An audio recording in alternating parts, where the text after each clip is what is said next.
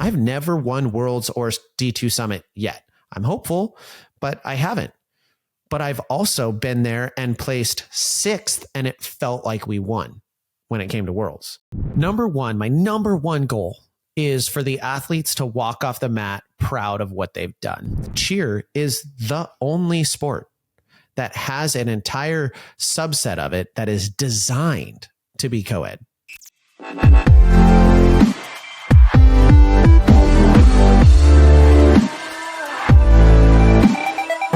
Hello, everyone, and welcome to another episode of the Cheer Biz Podcast. I'm your host, Dan Cotton, and today we are talking about what I focus on at the end of season. What am I concentrating on as I'm heading into end of season events?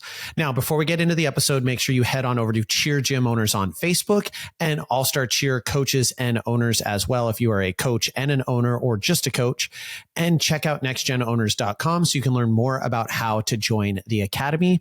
And lastly, get registered for our conference in Dallas, June 21st through the 23rd. It's going to be fantastic. I'm so excited about this conference. We just wrapped our Orlando conference, which was awesome. We had so many amazing coaches and owners there. And it's not something you're going to want to miss. Our Dallas conference is going to be next level this year. And so you are not going to want to miss it. Now let's get into the episode. So why are we talking about this? Well, one, it's the end of the season. I am getting ready to go to the gym tonight for my Worlds team's showcase. It's their final showcase before they send off to Worlds. And now I'm going to go to the USASF Cheerleading Worlds to compete with my level 6 team. And then I'll come back for a week and then have a showcase again and then be headed to D2 Summit with all of our other teams.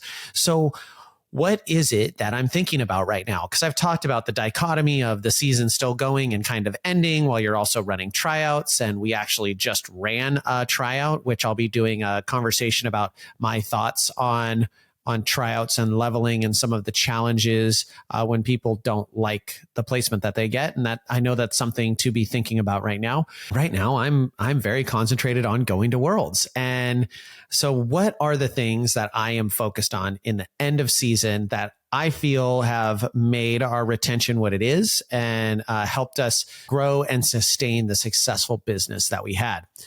My number one goal is for the athletes to walk off the mat proud of what they've done.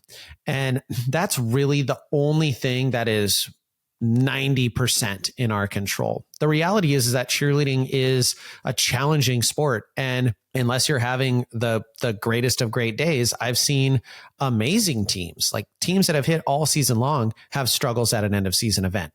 I've seen elite athletes playing in the NFL, kickers who can make a kick from 45 yards out every single time, shank a kick in a game-winning scenario. So pressure and everything that comes with it can do weird things to people. And so even though you may not hit a perfect zero routine, I want the athletes to be proud of what they've accomplished. Now, obviously, my goal is to hit zero, but I want them to know that they gave 100%, that they worked 100% leading into the end of season, and that they accomplished what they came to do. Ideally, that is hitting the best possible routine we can. And with good coaching and with good focus, that is possible, or you can really increase that probability. But that's the only thing you can truly control in this sport. The reality is that we're in a judged sport. And so sometimes the scores are not going to work out in your favor. And you are going to have a situation where you don't get the points that you want on stunt execution or pyramid execution or dance or performance. And that just happens. There is, in my opinion, I have never met a coach that has told me that the scores always work out in their favor and they just always feel like they're 100% accurate. Every coach has been in situations where they've been disappointed with the result in scoring. And sometimes that disappointing result in scoring can mean a disappointing result in placing. And so you can't make it all about the score. So I personally focus on making it all about the pride of what we put on the mat, being proud of ourselves, and more than just what we put on the mat, being proud of how we carry ourselves and conduct ourselves and how we treat one another. Some of my proudest moments as a coach have been how my teams have carried themselves in defeat, in situations where it did not work out the way we wanted it to go, where we didn't make finals, where we had a not great performance, and seeing the athletes go through that grieving process and then rally around each other and reignite their passion to get to the gym and get to work. And like those moments are honestly moments where I have been so proud of what it is we create with the teams that we do. So it's not just being proud of what we do on the mat, although that is the number one focus, but being proud of what we do as a program, as a team, both on and off the mat is the number one thing I'm focused on. Number two is making my end of season memorable. Now, I know some of you have already competed at All-Star World Championships, and I'm going to be doing an interview with Danielle to kind of do a recap of her experience there. I'm sad I was not there because it would have been fun, but I do have a team going to Worlds that I am the head coach of, so I need to be at their practices. But I am focused on making things memorable for our teams when we go to Worlds or when we go to Summit or when we go to All-Star Worlds or any major end of season event. Now, how do I do that? Well, number one is I structure their days. They have a very full schedule between practices, and then we schedule in going to parks together. Every single team, they know we ride at least one ride together as a team, and the kids have gotten used to it. You know, there were years where they would buck that and say, why do we have to ride a ride as a team? And I'm like, because we're a team. And even when we go to the block party, that's kind of our tradition. And it has been ever since I started coaching a Worlds team is when we go to the block party on the last night, that's something that Worlds and Summit do. We all ride one ride together. No question, no excuses. We do this together. Why? Because it's the last thing we're going to do as a team. Like the last time where we're truly all going to do one thing together, let it be, let's stand in line and ride one last ride and have a good time. So we really focus on making things memorable, be it photos, be it team dinners, be it going to parks, even making your practices at those events a memorable experience is an important thing to keep in mind.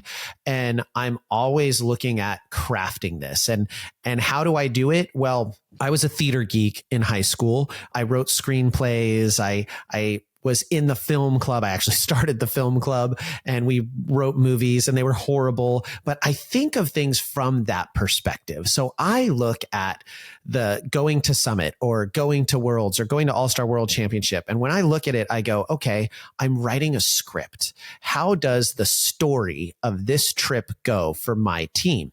And I basically create my story, obviously with a desired ending in mind, which I'm going to get to what my desired ending is. I basically craft my story. And so on this day, the team woke up and there was a motivational speech by the coach. And then they went and had an amazing practice and this and this. And we just stack those things up. Now, do I do that as much anymore as I used to back in the day? No, because I kind of have a system in place. So I don't really have to craft the story from start to finish, but I'm always massaging it and I'm always finding nuance in there. And I'm always finding a different way to have a team meeting or a team discussion or really leave the kids feeling like a family, which gets to me being my ending. My number 3 is I want to encourage retention.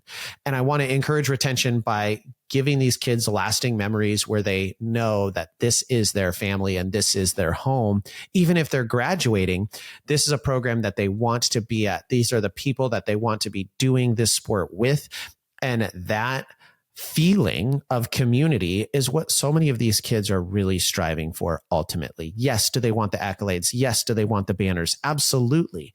But ultimately, people want to feel wanted. People want to feel loved. People want to feel needed. And none of those things come from what the judges give you. They come from what your athletes give each other and what you as a coach give to your athletes.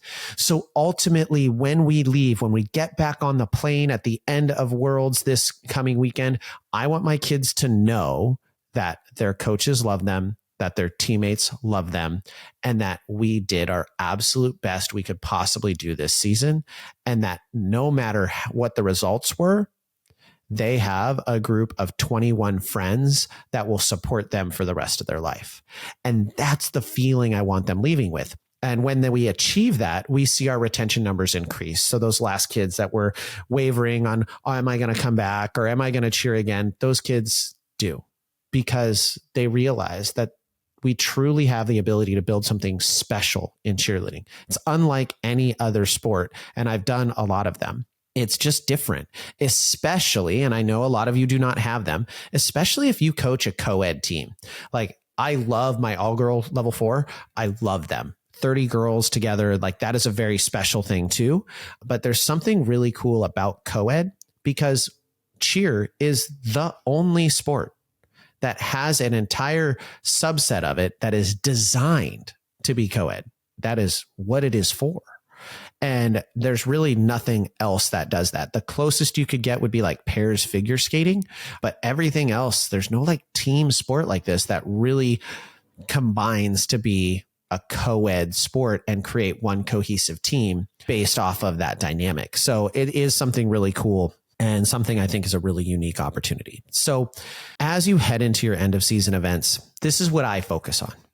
And I'm not saying I have everything figured out, but we have an 85+% retention rate in our athletes that are eligible to return coming back to the gym. Now we see some that go to high school cheer and some that just decide they're not going to cheer anymore because they don't love the sport as much as they did. And we have some that go to other gyms. I support all of those because at the end of the day, if I truly care about these kids and we as a family truly care about them, then ultimately I want them to be happy.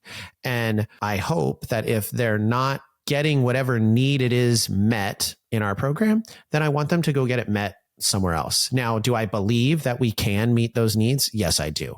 Do I believe that we do something that a lot of other people don't do? Yes, I do. It's not because we have some secret knowledge. In fact, I'm sharing it with you right now. It's not because we have some massive secret. The difference is that we're focused on executing and delivering that. So if you're a gym that says developing great people on and off the mat, then the question is, are you focused on that? Or do you just use that as a tagline? If you have your core values, are those things that you reinforce, or is it just a tagline?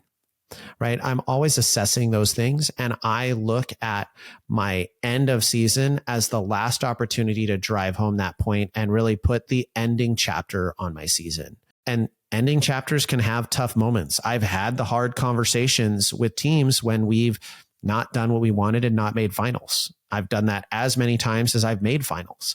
I've had the hard conversation of not winning. I've done that every time. I've never won Worlds or D2 Summit yet. I'm hopeful, but I haven't. But I've also been there and placed 6th, and it felt like we won when it came to Worlds. I've been there and placed 3rd, and it felt like we were like winning. It was a huge, amazing experience. 2nd place was honestly one of the more painful ones because you're like so close, but you don't actually win. Anyways, I don't want to digress, but it is so important for us as a program to attack and approach the end of season with intentionality. So if you're listening to this podcast and you're like, okay, Dan, great. I hear what you're saying. How do I implement? You have to find a way. And if it's not you, then maybe it's a staff member to write your story. Write your story. And if you've already finished your end of season event, then just try it out. Just for my entertainment, let me know if you think it's great. Write your team's story for next year. It's similar to goal setting, right? If I were to take this season and I were to write a book about it or create a movie about it, how would it start? What would the challenge be? How would we overcome the challenge? And what would be the ending? And write that story out. It doesn't have to be super detailed. And then you set about making that story come true. All right, everyone. I hope you enjoyed the episode. I know it was a bit of a shorter one, but I've got to go pack. So as always, share this with someone who would get great enjoyment out of it. Check out all of our other episodes. If you are new to the podcast, we have over 200 episodes that you can listen to. So make sure you're checking all of them out. We've got some really great past episodes. Anything with Jason Larkins, anything with Matt Becker, Justin Carrier, Jeff Benson, all of those interview podcasts are all fantastic. On top of, I certainly love getting to sit down and share what I have learned over the last 12 years owning and running a cheerleading gym, going from being really bad at it to being much better at it, but still growing and learning. Take those lessons, learn learn from me, avoid those struggles. And with that, we'll catch you on the next episode.